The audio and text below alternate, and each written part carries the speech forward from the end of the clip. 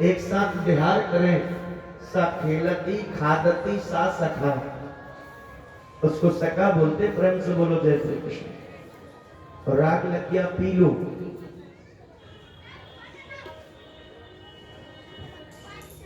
आइए सुदामा चरित सुनने से पहले थोड़ा भगवान को भज लेते हैं।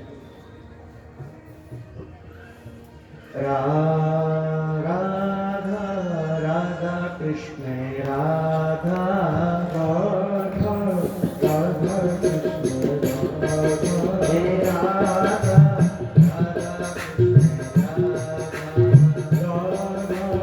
राधा कृष्ण राधा हे राधा राधा कृष्ण राधा कृष्ण राधा हे राधा राधा कृष्ण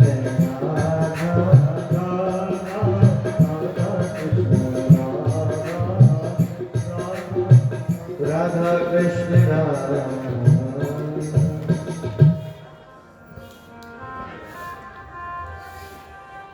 आइए बहुत गंभीर है सुदामा चरित। कई लोग सुदामा जी के लिए कहते हैं सुदामा जी दरिद्र थे, कई लोग कहते हैं सुदामा जी भिखारी थे,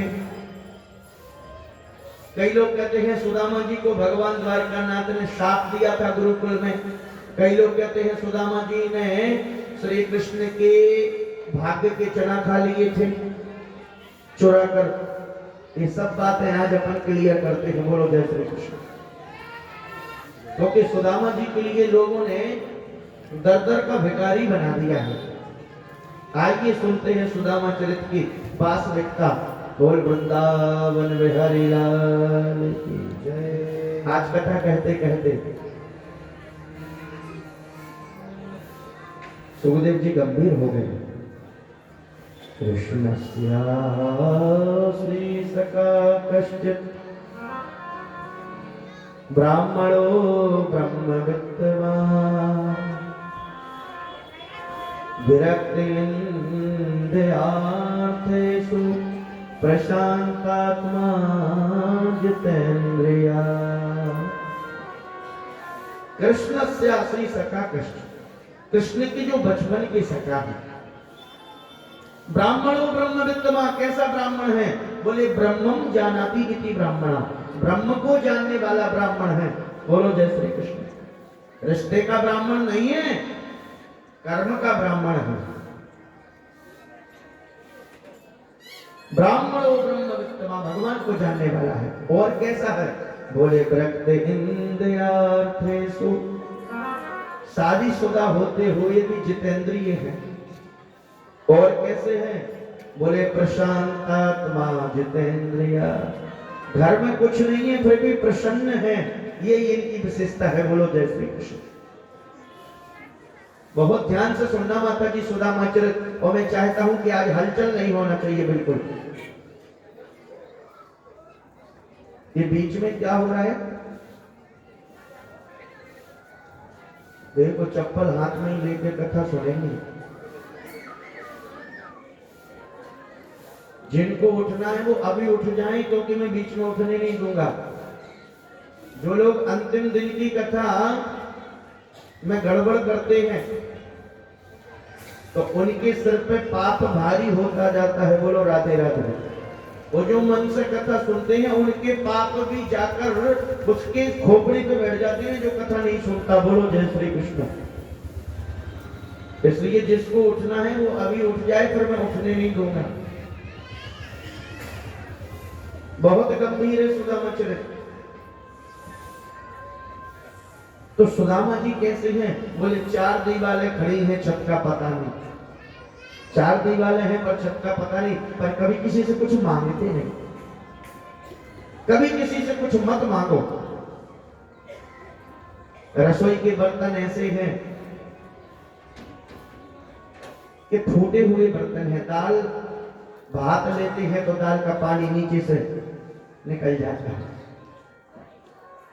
पर किसी से कुछ नहीं कहते। और पत्नी भी ऐसी है सुशीला, तो पति के पद चिन्हों पर चलने वाली पतिव्रता नारी है। पतिदेव के ही अनुसरण काम करती है। 2 दिन घर में भोजन बन जाए तो 4-4 दिन भोजन नहीं बनता। और भोजन बनते समय अगर कोई भिखारी आ जाए तो पूरा भोजन उठा कर उसको दे देते हैं। बच्चों से बोलते हैं बेटा पूर्णिमा व्रत रहना चाहिए, अमावस्या रहना चाहिए। ऐसा सुदामा जी का जीवन है। अच्छा, सुदामा का मतलब क्या है? बोले सु यानी सुंदर, दाम यानी रस्सी। जिसका सुंदर रस्सी रूपी जीवन है उसको सुदामा बोलते हैं। उस सुदामा के साथ शीलवान पत्नी मिल गई, दोनों कुंभ राशि। कुंभ राशि के जातक गंभीर होते हैं। बोलो जय श्री कृष्ण। कर्म तो खुद करते हैं, लाभ दूसरे को मिलता है, क्योंकि ये कुंभ राशि है ही संघर्षशील। कर्म खुद करेंगे, लाभ दूसरे को मिलता है। कई लोग कहते हैं सुदामा दरिद्र थे। किसी करोड़पति व्यक्ति को दरिद्र कह सकते हैं, लेकिन किसी गरीब संत को दरिद्र नहीं कह सकते। क्यों? क्योंकि दरिद्र की परिभाषा है आज आया कल की चिंता लग गई, कल आया परसों की चिंता लग गई, वो दरिद्र है। सुदामा कैसा है? बोले संतोष का भंडार है। क्या गोधन गज धन और रतन धन, सब रतनन की खान। जब आवे संतोष धन, सब धन धूरी समान। ये ब्राह्मण कभी किसी से कुछ नहीं मांगता। ब्राह्मण के लिए दान लेने का तो अधिकार है, पर मांगने का अधिकार नहीं है। भागवत में लिखा है, बोलो जय श्री कृष्ण। ब्राह्मण कहां तैसा बताया, ब्राह्मण कहां तैसा नहीं बताया, क्योंकि ब्राह्मण शिक्षक है, ब्राह्मण भिक्षक नहीं। आज लोगों ने कथाओं के माध्यम से सुदामा जी के लिए 10-10 रुपए मंगवा दिए महाराज। ध्यान रहे, ये बहुत ऊंची स्टेज पे है, इसके लिए ऐसा नहीं करना है। कई लोग कहते सुदामा जी ने श्री कृष्ण की चोरी से चना खाए थे। भैया ये पठक मूर्खों जैसी चर्चा ना करें। जिस वक्त गुरुकुल में मध्य प्रदेश उज्जैन में गुरु शांतिपन जी के विद्यालय में कृष्ण सुदामा पढ़ते थे, एक दिन जंगल जा रहे थे समुदा लेने, थोड़े से चने पड़े थे। उन चने के लिए, छोले के लिए श्री गुरु माता ने भूंज कर कृष्ण सुदामा को रख दिए कि ये पता नहीं कब आएंगे। इतने में आ गए दुर्वासा। वो दुर्वासा बोले भिक्षाम देवी। गुरु माता बोली क्षमा करना दुर्वासा जी, मैं आपकी सेवा नहीं कर सकती। थोड़े से चने थे, वो कृष्ण और सुदामा ले जा रहे, मैं आपको बाद में दूंगी। दुर्वासा जी ने साफ दे दिया, मेरे को मना कर दिए। मैं साफ देता हूं कि जो भी ये चने खाएगा वो दर-दर की ठोकर खाएगा, गरीब हो जाएगा, उसका जीवन गरीबी में निकल जाएगा। मंत्रों के प्रभाव से सुदामा जी वो साफ सुन रहे थे ऋषि का। बोलो जय श्री कृष्ण। आज सुदामा जी का मन नहीं लग रहा। क्यों? क्योंकि उनको पता है कि इन चने के लिए साफ दिया है संत ने। आज भगवान के विषय में सोच रहे हैं, अपने मित्र के विषय में, कि अगर ये चना धोखे से कृष्ण ने खा लिए तो वो दरिद्री हो जाएगा, दर दर की ठोकर खाएगा। इसलिए मित्र का दुख रज जैसा भी हो तो पहाड़ जैसा मानना चाहिए। और आज सुदामा ने ना चाहते हुए वो चने खा लिए, जिसको लोग कहते हैं चोरी से खाए थे। थोड़ा सा अच्छी बुद्धि का परिचय देना चाहिए। आज अपने मित्र के सारे दुख दर्द मित्र ने ले लिए, और ये बात कृष्ण को पता नहीं है। चुपचाप चने खा लिए और बोले ब्राह्मण है, वो शुरू से गरीब है, और ब्राह्मण गरीबी में भी समय निकाल देगा तो किसी का ध्यान नहीं जाएगा। अगर द्वारकाधीश दर दर की ठोकर खाएंगे तो राक्षस लोग बड़ी हंसी करेंगे, बेधर्मी, अन्यायी, पापाचारी बड़ा मजाक करेंगे। वैसे ही सनातन धर्म की टांग पकड़ के खींचते हैं लोग। इसलिए मैं चाहूंगा कि मैं ही अपने मित्र की पूरी दरिद्रता अपने ऊपर ले लूं। जैना मित्र दुख होमय दुखारी, तेना है बिलोकत पातक भारी। जो लोग मित्र का दुख देख के दुखी नहीं होते उनको पाप लगता है। इसलिए आज सुदामा जी ने वो चने खा लिए। वही परिणाम है कि श्री कृष्ण के लंगोटिया यार मित्र होते हुए भी एक राजा बन गया और एक भिखारी बन गया। बोलो जय श्री कृष्ण। ऐसा मित्र दुनिया में मिलेगा नहीं आपको, जिसने अपने मित्र की पूरा दुख अपने ऊपर ले लिया। इसलिए मैं चाहूंगा कि सुदामा जी के लिए आप लोग निंदनीय दृष्टि से ना देखें। महाराज दो वृत्तियों से सुदामा जी घर चलाते थे। चैत्र के महीने में जब गेहूं फसल कट जाए गेहूं की और लोग अपना अपना गेहूं उठा के ले जाएं और जो भी खेत में डला मिल जाए उस एक एक गेहूं को बीन कर लाना, धुल कर पीस कर भोग लगाना, इसको बोलते छिलोंच वृत्ति। सिला बीना छिलोंच वृत्ति। इसी वृत्ति से सुदामा जी घर चलाते थे। पुंस वृत्ति कहते हैं कि अनाज मंडी में जब पूरा अनाज तुल जाए और दुकानें बंद होने के बाद जो भी दुकान के बाहर मिल जाए उस एक एक गेहूं को बीन कर लाना, उसको पुंस वृत्ति कहते हैं। बोलो जय श्री कृष्ण। एक छिलोंच वृत्ति और पुंस वृत्ति से सुदामा जी घर चलाते थे, पर कभी किसी से कुछ मांगते नहीं है। किसी रहीम ने कहा, मैं अगर मांगू तुम्हें तो कुछ न देना तुम हमें,